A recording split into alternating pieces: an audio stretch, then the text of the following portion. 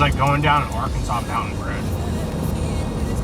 Oh, your face is beautiful on the camera, Tedesco. Wow, you should start a YouTube channel. This is my camera angle right here. This is your yeah, dude. You're wow.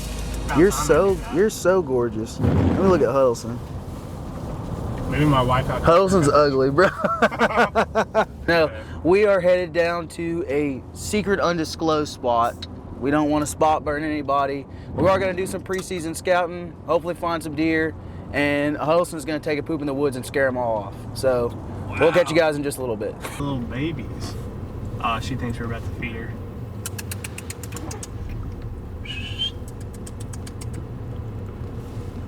We got sunflower seeds, but they're spicy. Get on here. Spicy seeds? Yeah. They're by Fool's Foot. Get them here. We'll get this little bitty deer to eat my hand, eat out of my hand. It's crazy how overpopulated the deer are over here.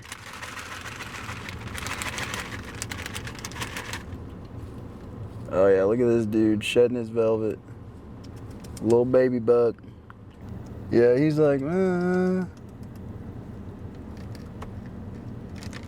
crazy.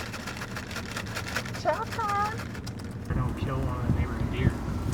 Isn't that wild? That's absurd. Well, that's just like there are so many deer. There are some big bucks out here. And there are so many deer out here, it's crazy. I love them. I mean, They're so pretty. is this not insane? Look at them though. I mean, the deer population out here is crazy. Here, I bet I can eat one of these.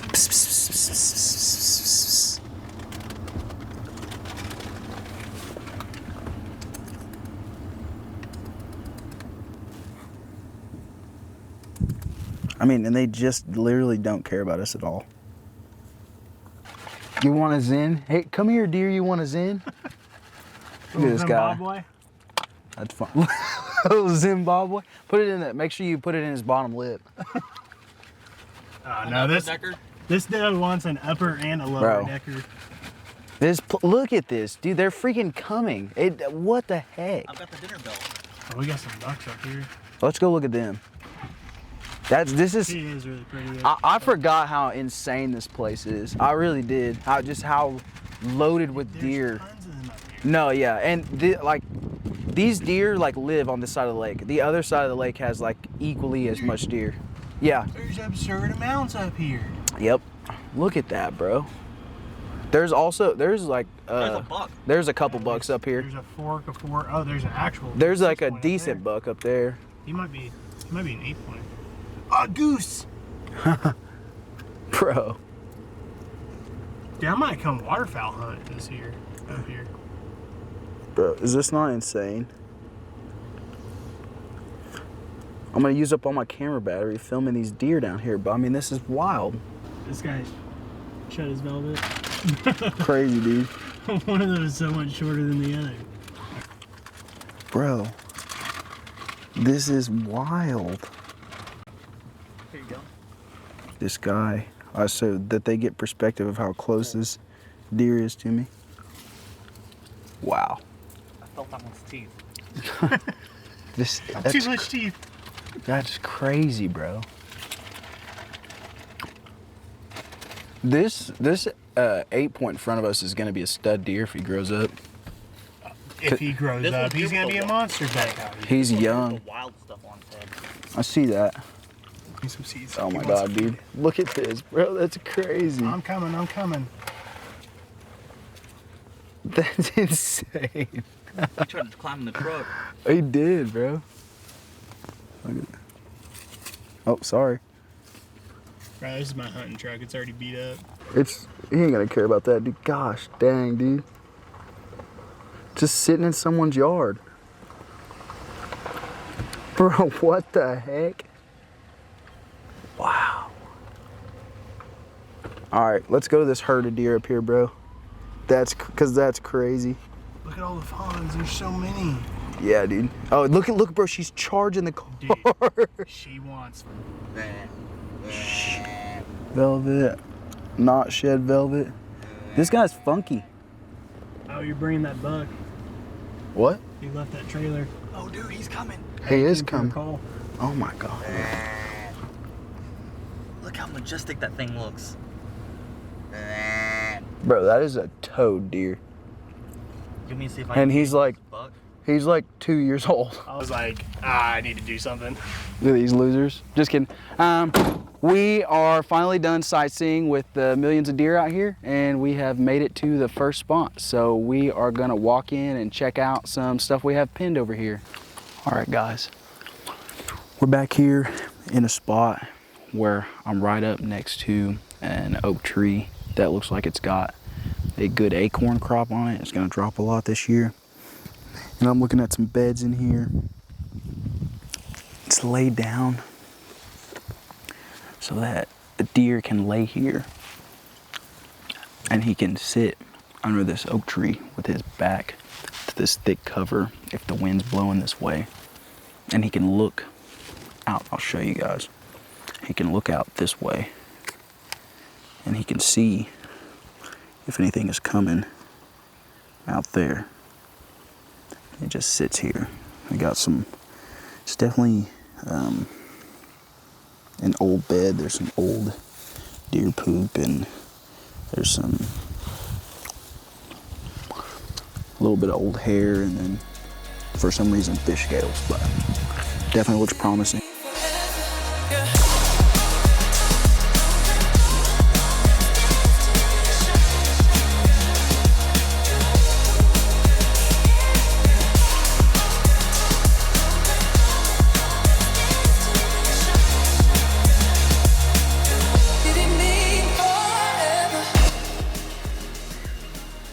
It's an old rub, broken branches all the way up. There might be another one right there. Over there. Here, you want me to pretend to be a There little... you go. Yeah. Oh, no. Meh. Oh, no. Yeah, here's another one. Is there another one over there? A little long. Yeah, dude, there's gonna be lots of hogs, which, I mean, if a hog comes in front of me, I'll freaking kill it. They need to be shot. Where is it? Oh yeah, that's another old rub. I bet you the bucks are coming in here when they make the acorn switch.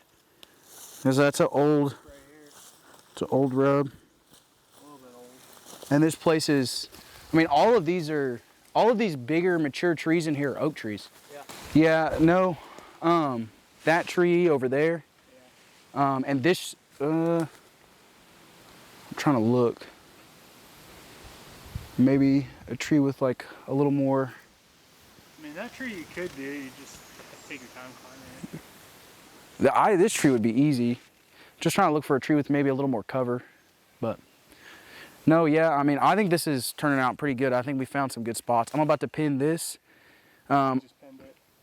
and then we can go across the creek. Bro, that is a dangerous thing I over was there. no one here is fast enough to do that. Maybe if Wes was here, it would be good. No, bro, we would be cooked. Well, make sure you're watching where you're going while scouting. That's not even that high off the ground. No, it's not. It's like, yeah, dude. Put it on your head. We gotta go back up and go brush up on that tree. That's what I'm talking about. Yeah. You can't find a rub, you create one. Meh. Yeah, I actually rubbed up pretty good. Yeah, you did. You did do a good job. That's funny. Who's about to live? He was forking out. Yeah. I mean, maybe. I mean, one coming here and one coming here. they do some weird stuff over here with antlers, man. Like that one over there that was like nice, normal, typical buck on one side, and then freaking palmated weird dude on the other side. I don't know. Crab claw. Yeah. No, but all jokes aside, except for this guy because he's a jokester, we have found a really good oak flat over here that's dropping lots of white oaks in this little flat bottom on the other side of a creek that looks like it has lots of deer sign, lots of pig sign. There are mud rubs. There are historical deer rubs. I'll show you what I'm talking about. So, try not to get too close to it because there's a wasp nest right over there. But if you look at this tree, you can see the damage to it It's old, but you can see that the deer have probably been using that for years to rub. I'm gonna throw a trail camera up right here, so hopefully whatever buck is destroying those trees over there, I can murder him October 1st. I'm sorry, harvest him October 1st. Must be politically correct. What type of camera are you using? I'm running the Moultrie Edge 2s. I tried the muddy cameras my first year. I didn't hate them, but like where I was hunting at, like I didn't get the best service. And then I tried Spy Point, and I absolutely hated those cameras. They're freaking garbage. Let's take a look at that thing. So it's really works really easy. You just put batteries in here. You can run it with 8 or 16. That's up to you. I always run them with 16. And then when I put it on the tree, I'm literally just going to turn it on. It auto connects. It has the sim camera built into it. So I mean, I don't see a better option for people out there. I've heard people rave about other cameras, but for me, these just work. And you use batteries? You don't use a solar panel or anything like that? I ran a solar panel on a piece of private that I was hunting just because there were so many deer. I was getting so many photos that it was like, honestly, kind of like I was having to replace batteries a lot.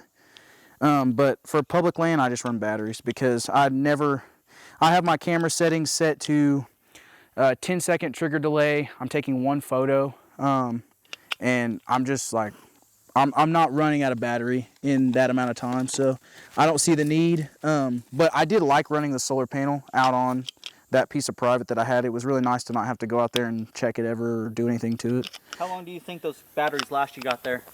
I ran a camera last season out at a different piece of public that had 16 batteries in it, and I had that set to a 3-round burst photos, and it probably lasted 5 months before I had to go change it. And I got lots of pictures of deer too. So. Then what type of pants are those, bro? What type of pants are these? They're made by Scree, and I bought all this stuff with my own money because I am not famous and I'm just a working man who happens to hunt. But yeah, they're made by Scree and they're freaking awesome, and I really like them. And the pants didn't cost me $700 for the pair, so come with a lifetime warranty. Pretty awesome company, and their customer service is really good. I did have to replace a product from them, and it was pretty easy and painless. So all of my hunting stuff, except for the stuff that I wore that first season, is Scree. All of it, all of my clothes. I have two different pairs of pants, an early season and a late season. These are the hard scrabble pants, which are their like early to mid-season pants. I got them vented right now because it's freaking hot out here. Well, it actually feels kind of good, but A little on the muggy side. it is humid. And you just turn it on, and it starts doing its thing. But yeah, I try and hang them like right about face height, so that they're not at eye level with the deer. If I brought my stick, I might have hung it higher, honestly. But Wanna hold it? yeah. So actually, since I've never ran this spot before, I'm just fixing the settings on my Moultrie app. Got the camera connected, so I'm gonna leave it on 3 camera burst for now. But if I start getting a lot of photos, I'll change that. And then I have my upload frequency set to immediate and my sensitivity set to medium, which is the default. And then I have my photo delay for 10 seconds. And I'm running just photo right now. If I find that I'm not getting a ton of pictures and I can spare the battery, then I'll turn it on video just to give me a little bit more intel of how the deer are moving in here. I'm going to save these capture settings, and then I'm going to take an on-demand photo just to make sure the camera's working, and then we'll get out of here. So just finishing up leaving out on this spot. We're in like a little open hardwood flat area where there is some red oaks that are dropping, and they're mature trees, so there's lots of red oaks in here.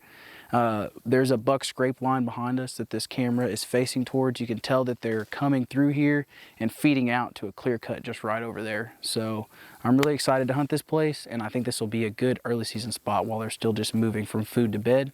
And then the last thing is, if you put cameras on public land, always make sure you lock them up because people suck.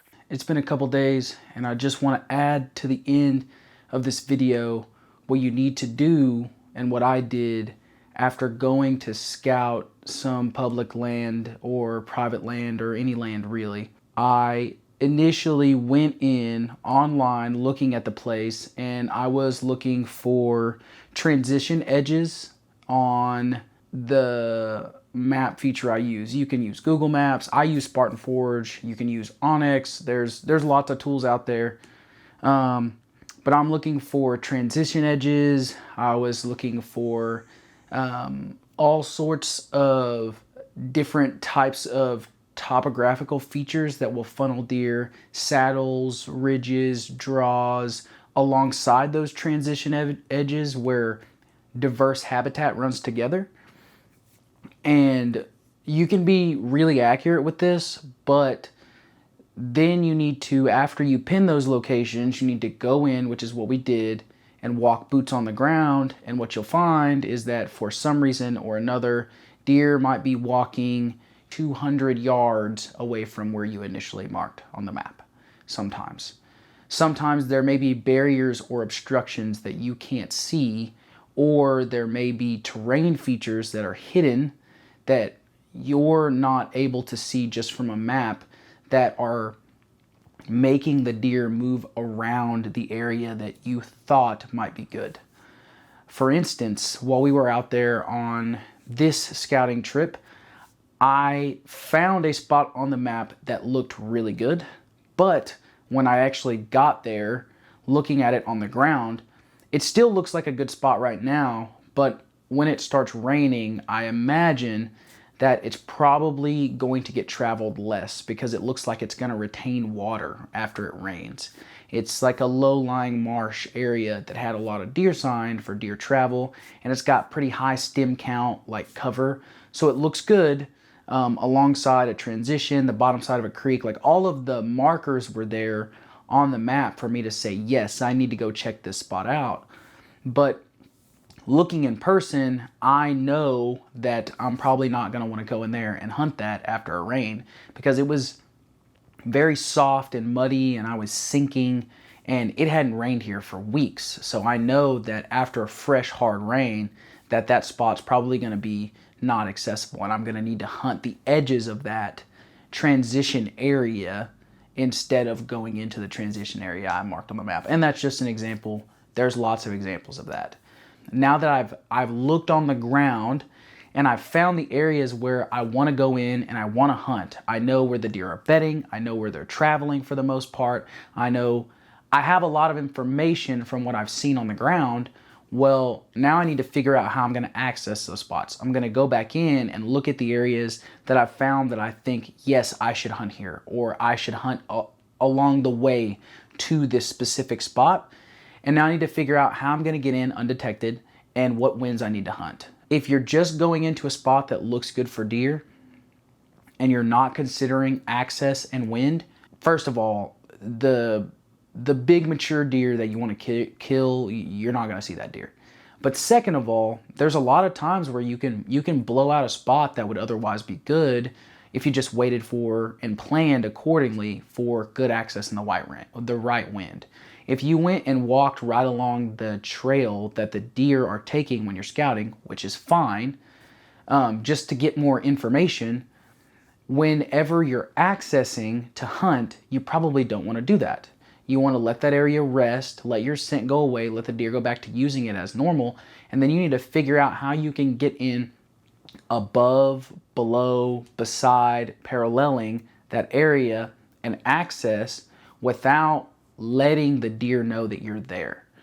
And that is going to significantly increase your success rate of seeing deer and killing deer. It was a huge determining factor in how I went from killing one deer the first season on private property that, to be honest, my friend put me on, was because the first season I was finding deer sign, but I wasn't taking into account access and wind.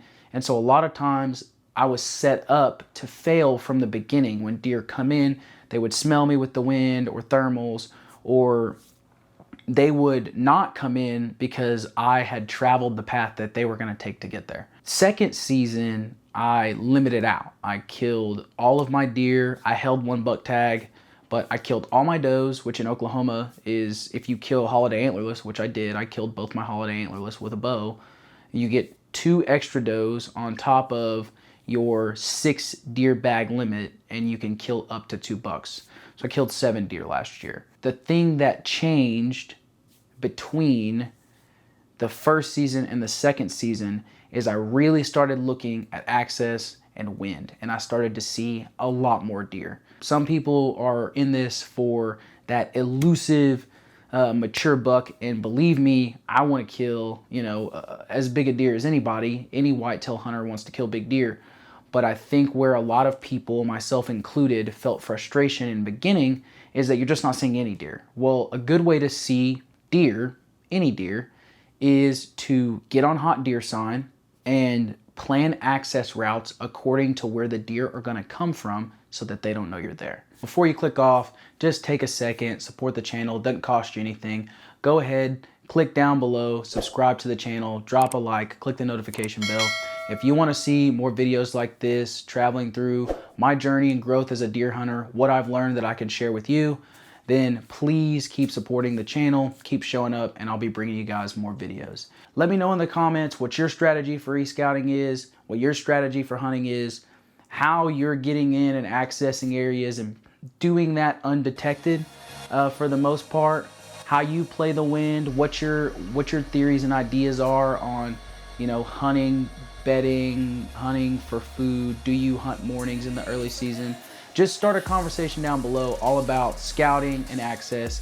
Let me know how you guys do it. Like always, I'm here to learn as much as show because I've only been doing this for a little while. So any information that you guys can give me that you think will help, I'll definitely listen. If you want to see more videos from me like this, go ahead, click the playlist that's linked above. It is a playlist of my gear and equipment leading into the 2025 season, and I'll keep adding to it until opening day. As always, thank you guys so much for watching, and until next time, it's Mike Keen, Whitetail Rookie.